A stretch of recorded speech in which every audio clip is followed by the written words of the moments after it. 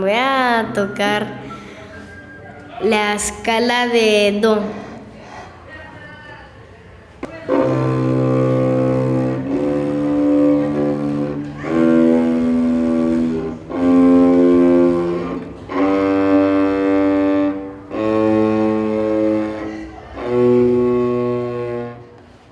Es que mi mamá quisiera que yo no me quedara todo el tiempo en la casa aburrido y ahí acostado sin trabajar.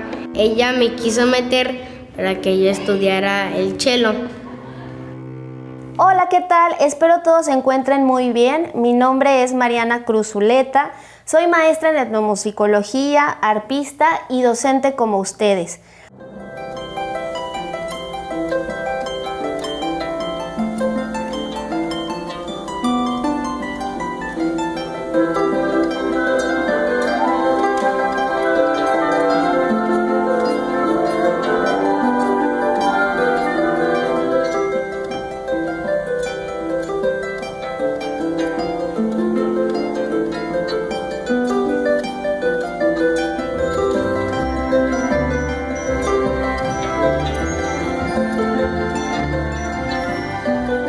En este curso compartiré algunos tips, consejos, herramientas y bibliografía para que ustedes puedan crear su propia didáctica y planificar sus clases de manera que sus alumnos disfruten su clase de música. Ustedes, yo sé, son músicos profesionales y conocen mejor que nadie su instrumento y aquello que se debe enseñar y aquello que se tiene que aprender. Sin embargo, como todos sabemos, la actualización de los docentes y la capacitación es muy importante tanto para alumnos como para profesores. Nosotros como profesores de educación artística somos los generadores del pensamiento creativo, crítico y reflexivo de nuestros alumnos. Y como ustedes saben, las artes están muy relacionadas con las sensaciones, con los sentimientos. Es una forma de expresión. Por esta razón me parece importante compartir con ustedes algunos aspectos de mi experiencia profesional. Yo fui coordinadora del programa Orquestando Armonía aquí en Boca del Río y bueno, viví varias experiencias ahí de manera que las voy a compartir con ustedes. Y el día de hoy nos acompaña un maravilloso invitado. Él también es músico, su nombre es Ricardo Peralta. Él ha dado clases tanto en Orquestando Armonía, que era un programa de desarrollo comunitario, como en el Instituto Veracruzano de la Cultura. Entonces, hoy estará conmigo Ricardo. Hola, Ricardo, ¿cómo te va? Hola, Mariana, muy bien. Muchísimas gracias por la invitación. De nada, Ricardo. Bueno, cuéntanos un poco tú, ¿cuál ha sido tu experiencia en la docencia? Yo tuve una educación, como muchos, un poco rígida y muy insistente en la perfección y en que tiene que estar súper bien todo y en que tiene que ser lo mejor de lo mejor, entonces se olvida del placer que tiene en sí mismo aprender, ¿no? Y aquí pues me estoy encontrando otra vez con el hecho de disfrutar la música y hacerla disfrutar a los niños, ¿no? O sea, sí hay disciplina, pero más que nada les estoy tratando de compartir la alegría de aprender y trato de que no sea tan estresante porque ya tienen mucho de eso en muchas partes de su día, entonces yo trato de que sea algo agradable y que aprendamos todos y lo disfrutemos. Y bueno, considero que es importante tener muy en cuenta que a pesar de que uno tiene todo el conocimiento como instrumentista para poder dar clases, no necesariamente es necesario justamente enseñar como aprendimos. Es decir, hay muchísimas herramientas y hay muchísimas maneras de enseñar dependiendo del alumno, dependiendo del grupo y de los intereses del alumno y de la institución en donde estamos enseñando.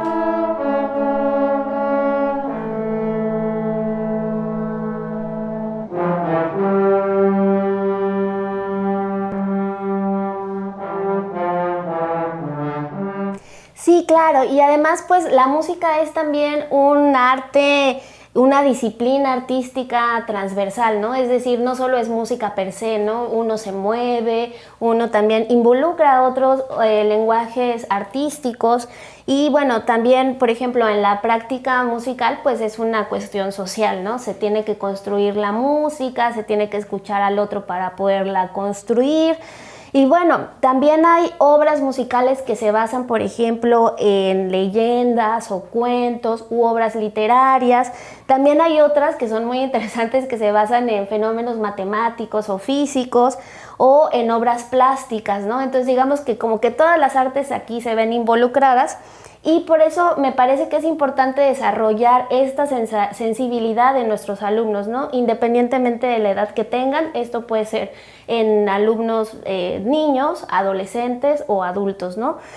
Y también por esto me parece importante que de esta forma nosotros logramos canalizar su energía de una manera positiva, ¿no? Sobre todo si la clase les resulta divertida y algo que puedan ellos disfrutar, ¿no? Bueno, y ahora les vamos a presentar algunos puntos que nos parecen cruciales para que se tenga una clase integral y mucho más organizada, ¿no? Por ejemplo, se deben establecer, ¿consideras tú, Ricardo, que se deben establecer desde un principio la misión, la visión de la institución en la que estamos trabajando o, por ejemplo, los objetivos de la clase? ¿Tú cómo consideras ese punto? Claro que sí, creo que es muy importante que tanto el maestro como los alumnos tengan claro qué es lo que ofrece el instituto o la escuela en donde estamos recibiendo la educación y ver si concuerda realmente con los intereses del alumno y si es posible hacer una adecuación que vaya más en sus intereses y poderle atender y enseñar de una manera más enfocada. Claro, porque, bueno, además los objetivos pues no son iguales, ¿no? Por ejemplo, si enseñamos en una escuela de música formal o si enseñamos en un programa de desarrollo social o, por ejemplo, ustedes que enseñan en talleres de iniciación en la Casa de la Cultura, pues son diferentes los objetivos, ¿no? Obviamente van a ser diferentes metas, ¿no? Que hay que alcanzar y me parece que también las edades, ¿no? También dependiendo de las edades que tengan nuestros alumnos, vamos a tener diferentes metas que alcanzar tanto musical como en su desarrollo social de los niños, ¿no?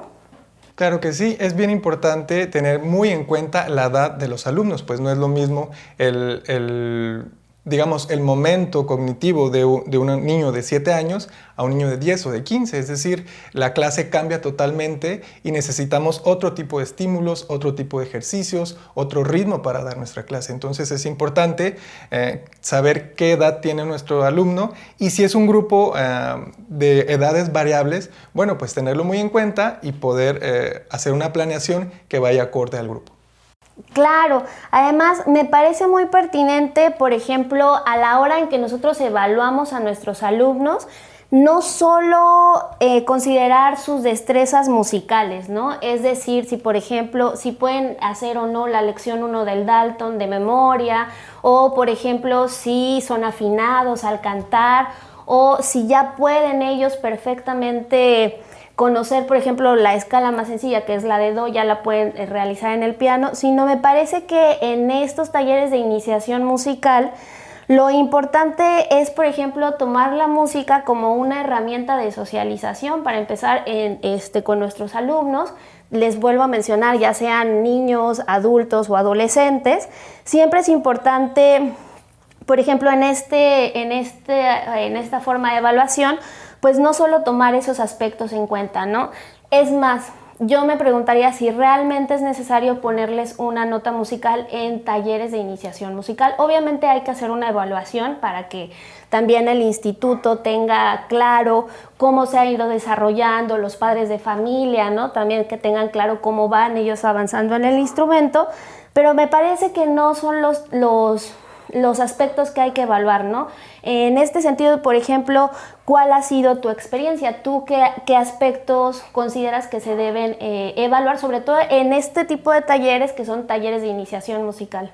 Claro, sí, finalmente, como tú dices, es importante tener un una evaluación, digamos, para ver el desarrollo del alumno y también el desarrollo de nuestro trabajo con el alumno. Es decir, no solo evaluamos al alumno, sino también nos evaluamos a nosotros mismos a través de dicha evaluación, pero finalmente los objetivos tienen que ser realistas y tienen que ser realmente, digamos, objetivos y metas mínimas. Y a partir de ahí, bueno, si el alumno y si la clase y si el grupo da para más, pues eso es genial. Y si no, bueno, tenemos ya un mínimo para poderlos evaluar. Pero como tú bien dices, no es necesario, digamos, evaluarlos cuantitativamente, sino cualitativamente, es decir, cómo ha desarrollado él sus habilidades, tanto sociales como digamos,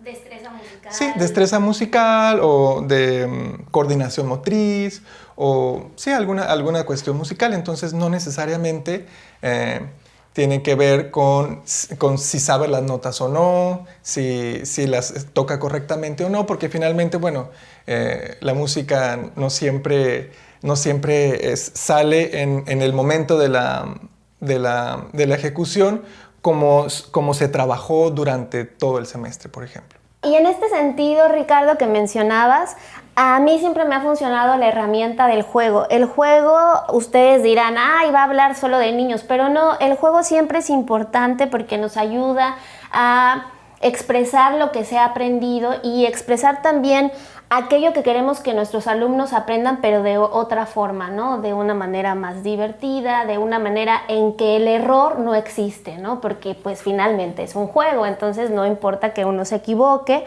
Y me ha funcionado en todos los niveles, tanto dando clases a niños pequeños, niños ya como de 8 a 12 años, adolescentes y con adultos. Y los adultos realmente disfrutan mucho jugar, ¿no? No sé tú qué pienses al respecto. Claro que sí, es súper importante. Finalmente, tocar un instrumento, tocar en muchos idiomas significa jugar, ¿no? Play en inglés, por ejemplo, es jugar. Entonces, finalmente, tocar es como jugar, pero de una manera más seria, ¿no? Aún así es importante también tener otro tipo de juegos, de dinámicas con los alumnos, porque esto rompe un montón de barreras, de estereotipos, realmente los libera, los relaja y finalmente hace que la información empiece a entrar de otras maneras, ¿no? Y que también el cuerpo empiece a liberarse para poder hacer y jugar finalmente con el cuerpo, jugar con lo que escuchamos, con lo que decimos. Realmente es una herramienta fundamental. También siempre es importante tener un plan B, porque nuestra formación no precisamente es una formación psicológica. Sin embargo, luego hay alumnos que asisten a nuestras clases pues como una válvula de escape para su situación o para tener de alguna forma una diversión, una expresión creativa y que los libere. En este sentido, ¿qué hacer cuando nos encontramos con alumnos que vemos que han sufrido algún tipo de abuso, algún tipo de violencia? En este sentido tenemos que estar nosotros conscientes de cómo actuar. Lo mejor, para mi experiencia, ha sido reportarlo inmediatamente con nuestro superior y retirarnos, no involucrarnos en el problema porque luego resulta algo muy complicado a lo que nos enfrentamos y no hay por qué soslayarlo, ¿no? Tienes razón, Mariana. Finalmente es importante tener muy en cuenta que esas situaciones se dan y finalmente en la clase se trabajan un montón de aspectos de disciplina, de autoestima, de manera natural, ¿no? Aspectos relacionales entre los alumnos y entre nosotros, los maestros. Y bueno, se da un espacio de confianza donde pueden surgir algunos aspectos personales del niño y de la familia, finalmente se dan a notar, ¿no? Y es importante siempre acudir a las instancias pertinentes porque finalmente nosotros no somos quien pueda solucionar ese tipo de problemas. Pero finalmente sí los podemos observar y podemos auxiliar al alumno en ese respecto. Espero que les haya gustado esta pequeña sesión y nos vemos en la siguiente sesión. ¡Hasta luego!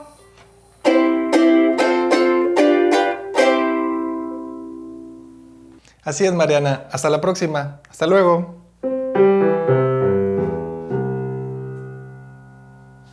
Gobierno de Puebla. Hacer historia, hacer futuro.